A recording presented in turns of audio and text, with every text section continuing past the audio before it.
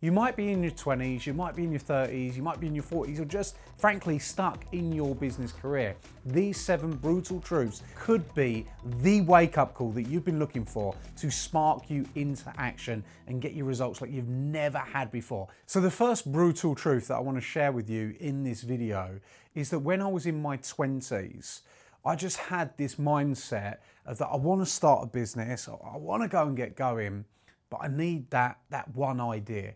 I need that special idea that's gonna make it all work and make it happen. And if I get that special idea, then everything's gonna be much easier.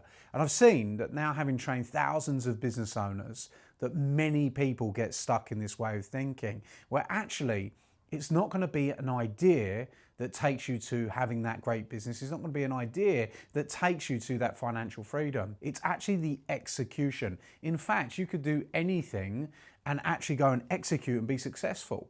You could have a gardening business, you could have a cleaning business, you could have a recruitment business. There's tons of them out there. You could just have your own version, go and find your own clients. You don't need something crazy unique. You just need something very simple that you put your work ethic into that will create your results. And many people feel that the idea is everything, but actually the idea is worthless, completely worthless, unless you have something else, which is the execution. So what do I mean by this? What I mean is, for those of you watching, if you've been sitting on the fence, you wanted to build a business, but you've not gone and take the action because you just feel like the idea isn't good enough, your idea is good enough. You should take the action. You should go and get it done. You should start making it happen and start progressing it. The sooner you do that, the sooner you're going to start to step into your success. I wish I'd known that in my 20s, because it cost me years. I remember being in a place where I wanted to start a business for years, but I was just looking for that special thing. What's the idea? What's the idea? What's the idea? And you know what I ended up doing? My first business was a finance business, and I ended up doing that because that's what I was doing. I was doing finance for cars. So my tip for you is do what you know, do what you're passionate about, and do what you're good at. And guess what? If you're not passionate about anything, do what you know and do what you're good at, because that makes the learning curve a lot shorter and gets you started faster. That's brutal truth number 1. Right, so number 2, and I really wish I knew this, because when I started my first business age 25, but from the age of 20 to the age of 25, I had dreams, I had ambition, I had goals, and I was like, I want to do it. I want to go and start this business, but I'm waiting on the idea, and I don't know when I'm going to find the idea, and I'm waiting for this. And it was kind of like in this point of frustration, which kept me stuck for a long time. And hopefully what we just said can break you out of that. But if I'd have known this, and if I'd known number 2, then I'd have been able to make much faster progress. So number 2 is what I call the transference of knowledge. So what you've got is you've got an image here of a brain number 1 and brain number 2. And brain number 1 is your brain, and brain number 2 is the knowledge that you want.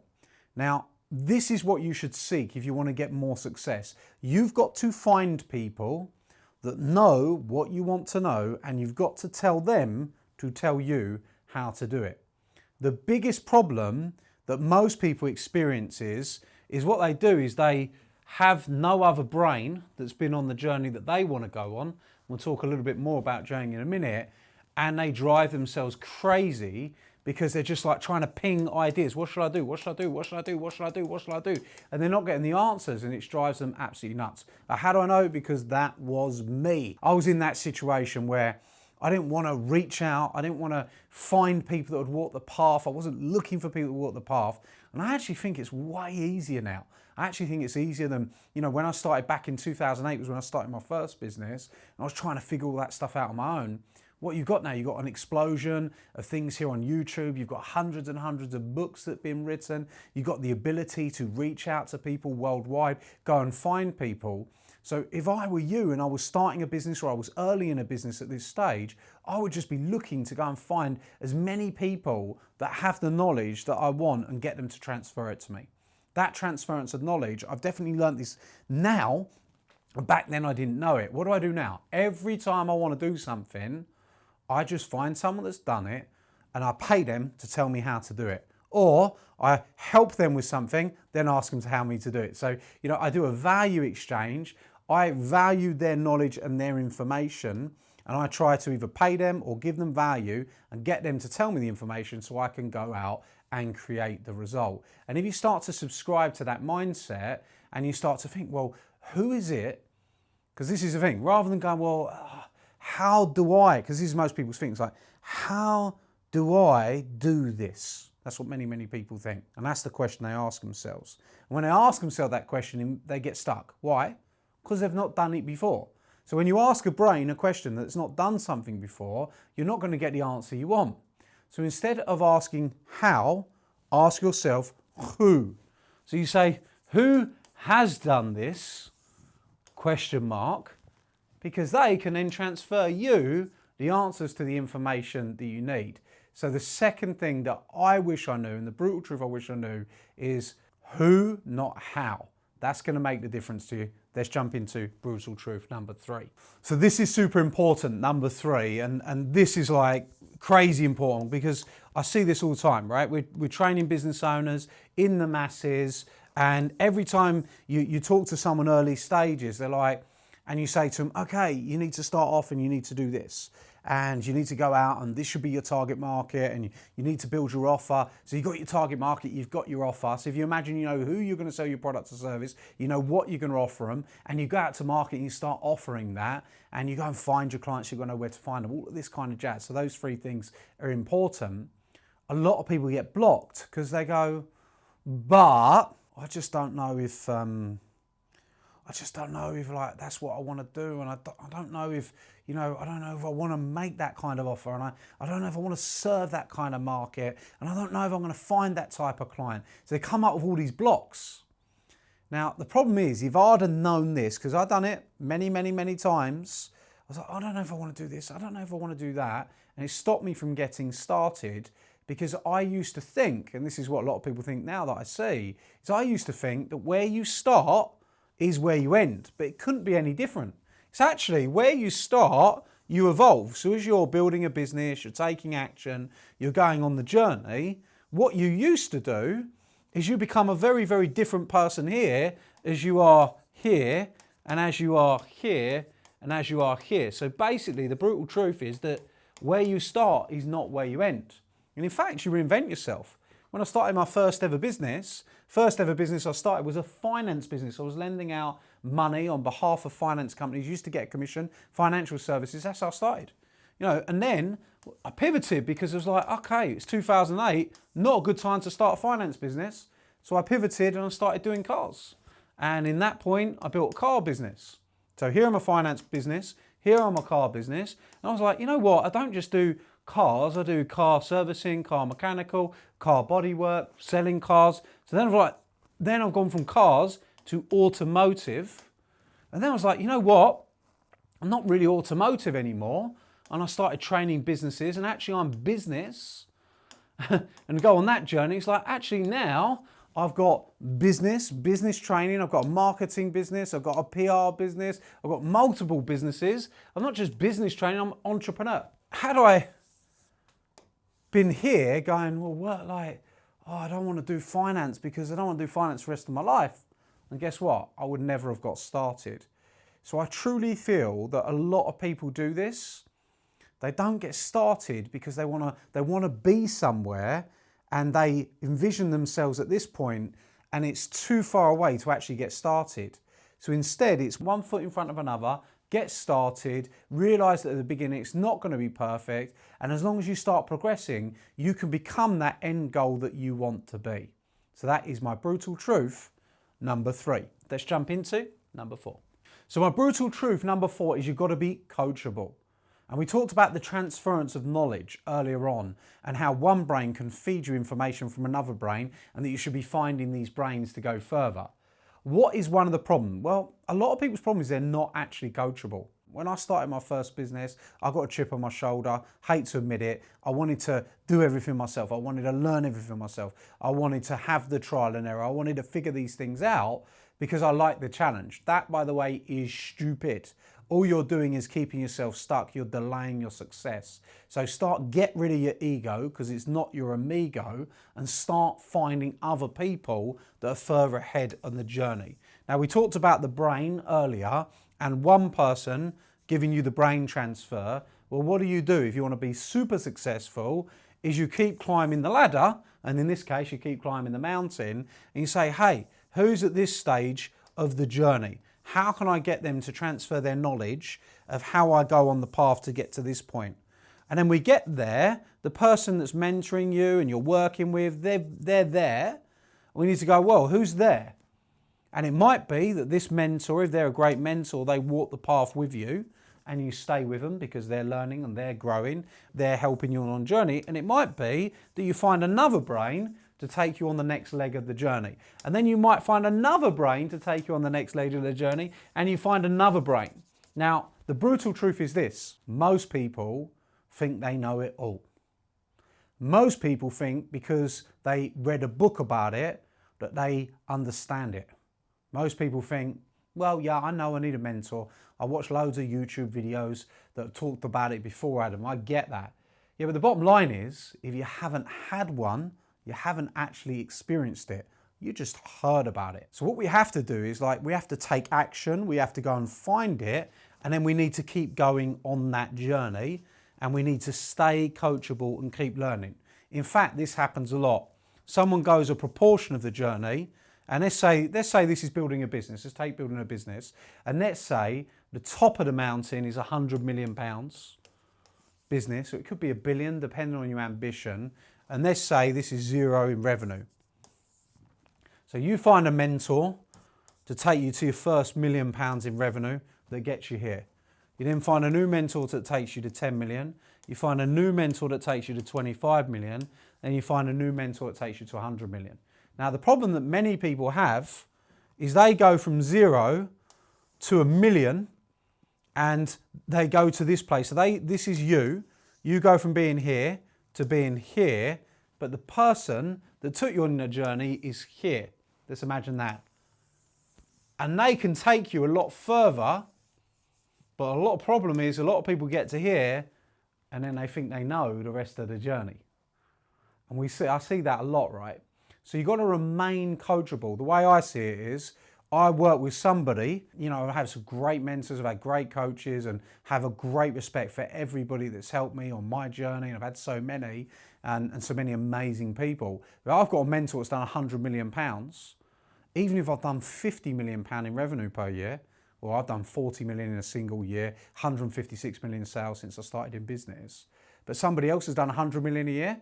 Well, I ain't quitting working with that person until they got me to 100, right? I want to go all the way. And that's what you want to have is do I need to find a new mentor? Or do I need to find somebody that can take me to the next stage of the journey? What is it you need to do? But you've got to remain coachable. Just because you start having success, very quickly you can think you know it all. And if you think you know it all, that can keep you stuck. So be open-minded, be coachable. So number 5, this one's pretty simple. I used to get wrapped up in the technical skills. It's like, oh, I've got to understand how to do the computer. I've got to understand how to do the ad. I've got to understand how to do this. I've got to understand how to do that. And lots of people do. They get wrapped up in detail, mini detail, technical skills. It's like, don't worry about the technical skills because you can buy the technical skills for nothing. There's really only 3 skills that you need to really focus and hone in on if you want to build a great business. And they are marketing, which is getting your message out to market. The art of having conversations and getting those people you talk to take a step. Sales, which is the conversion of those opportunities, and brand building. These are the big 3 that I wish I'd known in my 20s because I would have stopped me messing around in all the technical. I'm like, oh, how do I do this ad? How do I do this? How does that work? Etc. etc. I'm like, you know what? There's so many freelancers now. We can go and hire someone to do a certain element. We can hire someone to do a spreadsheet. Don't be messing around with spreadsheets if you're not an accountant. Don't be messing around with the technical side of ads. Focus instead on getting the message out. Who do you need to get the message out? Pay someone to do it. Because I didn't realize that. I felt like I had to know everything. What you really want to do is you want to build a successful business. You need to know these 3 and you need to pay with your money. And I wish I knew this too. Pay with your money rather than your time, and you will step into your success so much faster, which is technical skills are overrated and money-making skills are underrated. Focus on the 3 money-making skills: marketing, sales, and branding. and you will ascend up that mountain much quicker. So number 6, your ambition acts like a mirror. I didn't get this. And actually I had a lot of pain with this one. I've had experiences where I had, some of my best friends come in and work with me and, cause me lots of problems. I had people take off me, I had people steal off me, I had people run off of my database, people run off of my clients, and I just couldn't get it. I didn't understand it. It used to drive me crazy. I had lots of these different things happen over the years. I had people that criticized me, I had haters, I had people that were like, oh, you experience all these kind of things and it's actually quite normal and people don't get it. So I'm about to explain to you why that happens just through some brutal experience. And it is that your ambition acts as a mirror. If you want to do great things and you want to achieve great things and you start telling everybody that and getting yourself out there, what that does is it sends a signal to other people that, hey, this is what I'm doing. And that means they've got to look at themselves. And a lot of the time they don't like that. I actually don't like the fact that they've got to look at themselves. You go, I'm going to be a millionaire. I remember when I was very young, and I said to people, you know what, I'm going to be a millionaire. I remember people laughing out loud. And do you know what it was? Is they're laughing at me because they're like, yeah, you're not going to do that. But really, those same people were just worried. They think that and they think you can't do it because they can't do it. Because it's their frame of reference. The person that laughs at you, if you say, I'm going to be a millionaire and somebody laughs at you, the reason that they're laughing actually has nothing to do with you. It's all about their frame of reference and their belief about the possibilities of that happening. Now, I didn't get that and I used to think, oh, why are they being funny to me? You're taking it personally. Frankly, most people don't care about you, they care about themselves. And when you're out there and you're saying, I'm going to do this, I'm going to do this, I'm going to do that, it just makes them feel insecure. It makes them feel less. And the fact you're making them feel insecure and less means they start being mean to you and you can't work it out. So remember that your ambition acts like a mirror. Share your dreams, your goals, and your ambitions with people that support you and lift you up. But you don't need to go and have conversations with people that are negative, that are going to pull you down. It's pointless. You're just wasting your time. And you can tell me in the comments if you've done that, how many of you had it where you got in shared saying you've been excited about it, can't wait to share it, and then someone starts moaning about it. And you're just like, ugh, it deflates you. Remember, anyone trying to pull you down can only pull you down because they're below you, right? You want to start working with and spending time with people that lift you up. And remember, brutal truth, but your ambition acts like a mirror. Number 7, and this is our final one, and this is the one that I wish that I would have known. I wish someone had put their arm around me in my 20s and said, Adam, this is super important because, I didn't realize this. It took me a while to realize this, but everything can be learned. Everything.